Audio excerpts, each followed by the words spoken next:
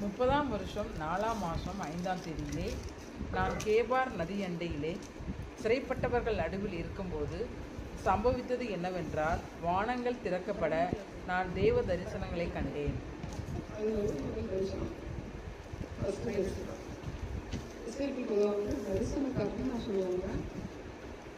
தரிசனம் மட்டும் இல்லாத தீர்க்க தரிசனம், அடையாளம்,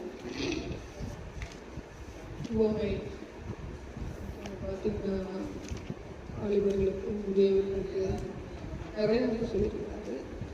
நடந்த தரிசனத்தை வந்து திரும்ப நம்ம மனுஷன் கொஞ்சம் ஞாபகம் அவர்களுக்கும் 10 தரிசனம் வந்து ஒன்று இசைகள் ஒன்று பார்க்கலாம்.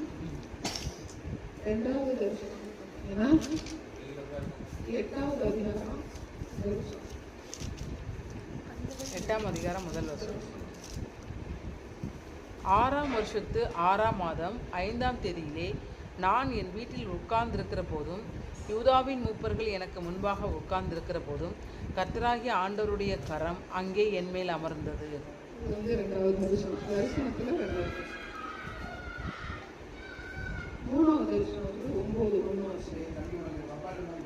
பின்பு அவர் என் காதுகள் கேட்க மகா சத்தமாய், நகரத்தின் விசாரிப்புக்காரர் சங்கரிக்கும் ஆயுதங்களை தங்கள் கைகளில் பிடித்துக் கொண்டு வரக்கடவர்கள் என்று சொன்னார்.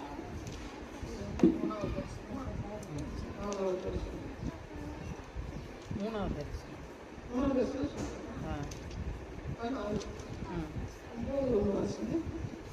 பின்பு அவர் என் காதுகள் கேட்க மகா சத்தமாய், நகரத்தின் விசாரிப்புக்காரர் சங்கரிக்கும் ஆயுதங்களை தங்கள் கைகளில் பிடித்துக் கொண்டு வரக்கடவர்கள் என்று சொன்னார்.